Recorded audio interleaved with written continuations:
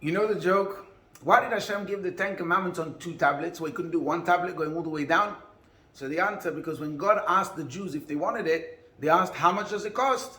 God said it's free. So they said, okay, in that case we'll take two. But joking aside, one of the real answers given is that it's on two columns, so we should be able to read across the two columns as one sentence. So the top line would read, I am your God, do not murder.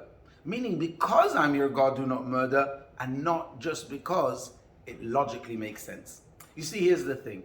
If society abstains from killing just because it feels it's wrong, but without being motivated by fundamental godly principles, people will find ways to rationalize the worst possible behaviors, including murder.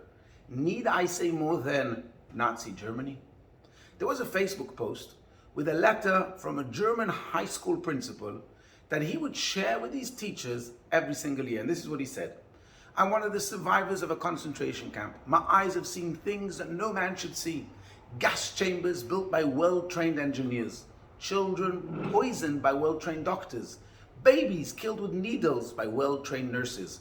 People shot and burned by high school and university graduates.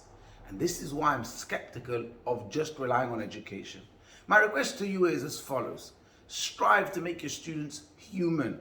Don't allow your efforts to produce knowledgeable monsters and inventive psychopaths.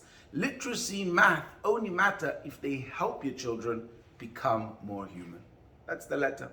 So if murder can be manipulated by the human mind, how much more so can lesser evils be justified with creative excuses? And this is why the ethical commandments are also needed. And God doesn't just rely on mankind to do it on their own accord. Because ethics are not defined by our feelings or societal norms. They are determined by a truth that never changes. And that's the Torah. This also explains a tradition that we have, that when the Jewish people approached Mount Sinai, God lifted up the mountain, he held it over the people's heads and declared, either you accept the Torah or you will be crushed beneath the mountain. Now this seems ludicrous. What worth is there to a relationship and a covenant which is accepted through coercion? But now the answer is profoundly simple.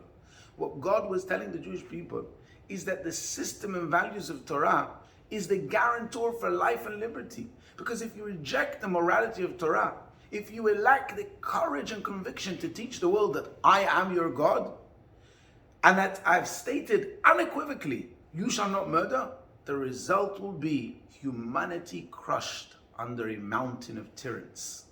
70 years plus since Auschwitz, and after 2 decades of crazy Islamic terrorism, we see how true this is.